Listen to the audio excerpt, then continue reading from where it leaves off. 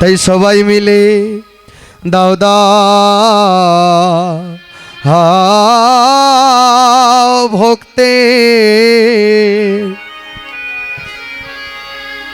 ভক্তের চরণ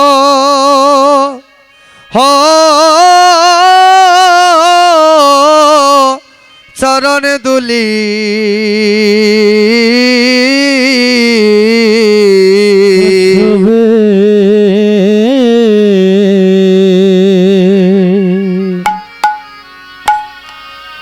সবে দাও দাও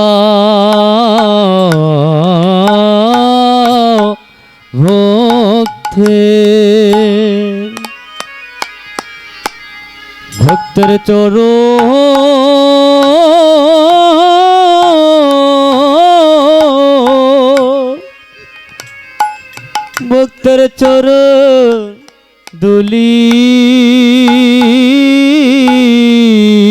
প্রিয় ভক্ত গণ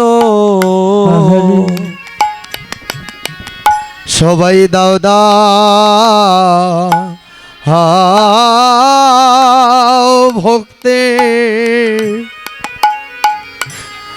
ভক্তের চরণ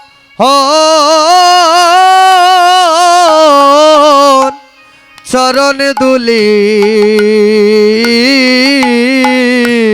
হসবে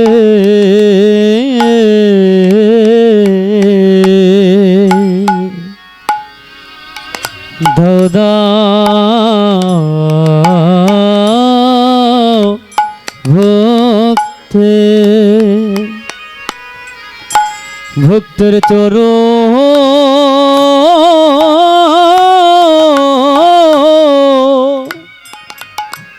ভক্তের চরণ দুলি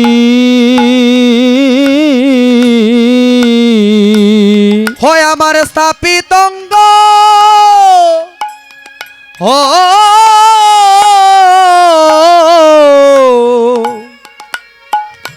স্থাপিত অঙ্গ হয় আমার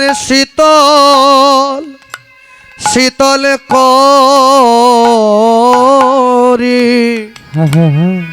প্রিয় ভক্ত গণ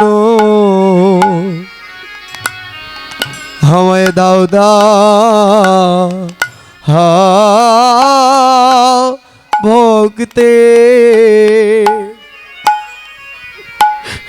ভক্তের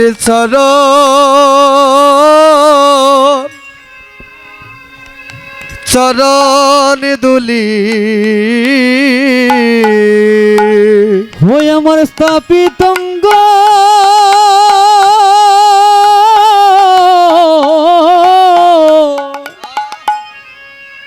আমার স্থাপিত অঙ্গ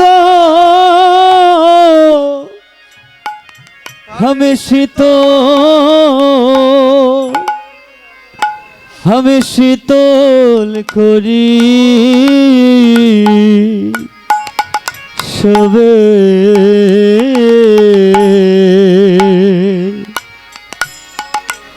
সবে দাও দাও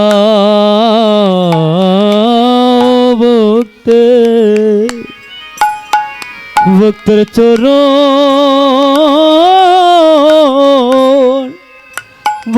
চরণ দুলি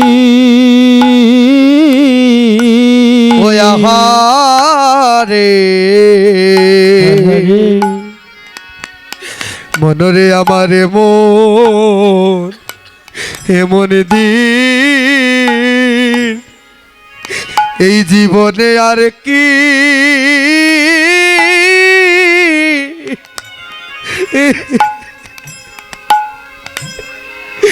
আর কি হবে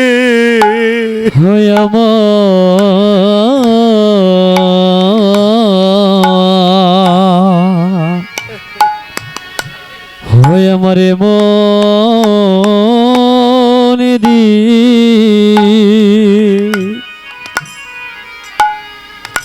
হয় আমার আর কি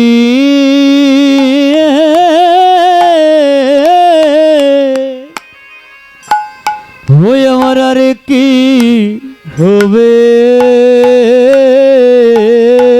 ও পাষাণ মন রে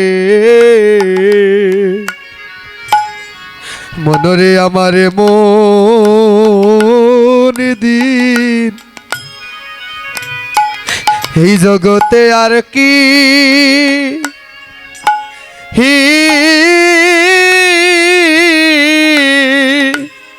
আর কি হবে মন রে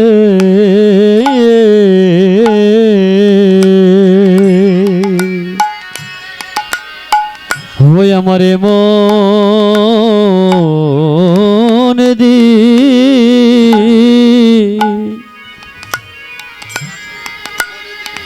ওই আমার আর কি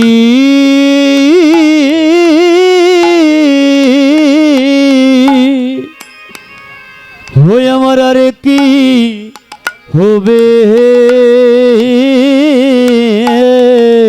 ভক্তের চরণ দুলি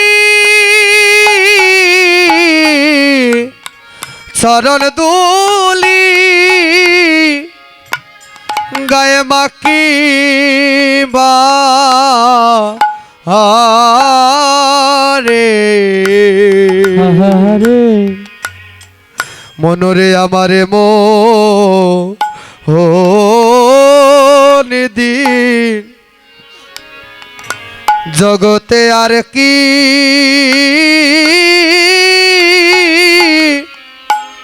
আর কি হবে ভক্তের চরণে দুলি নিতাই গৌর হরি বল হরি বল ভক্তের চরণ ধুলি গায়ে মাখি হরে মাখি ভরে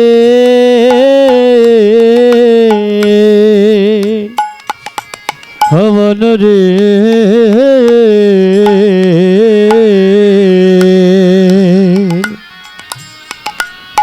ওই আমারে মন দি ওই আমার আর কি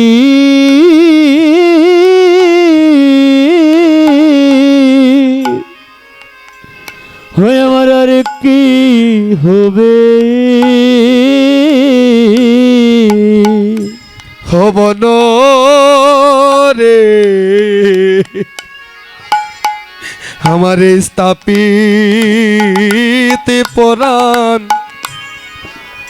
স্থাপিত পরাণে শীত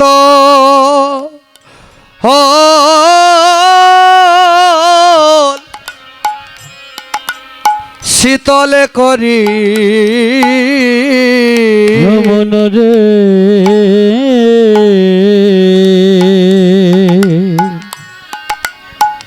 ওই আমার স্থাপিত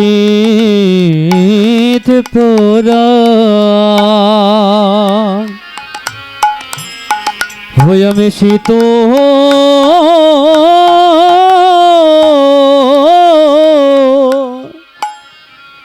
আমি শীতল করি আমারে মনে সম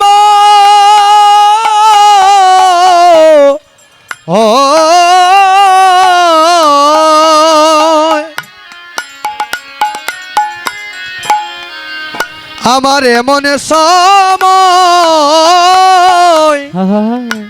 আমার আর হই কি না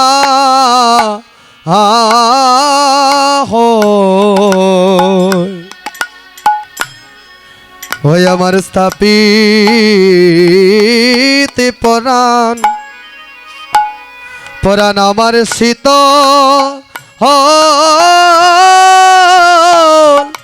শীতলে করি ওই আমারে মন্দিনা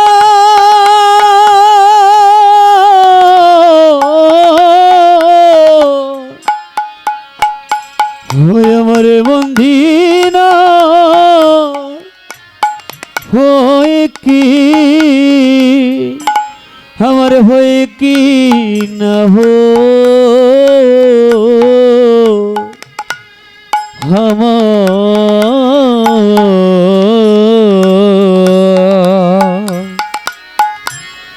আমার স্থাপিতি পোরা ওই আমি শীত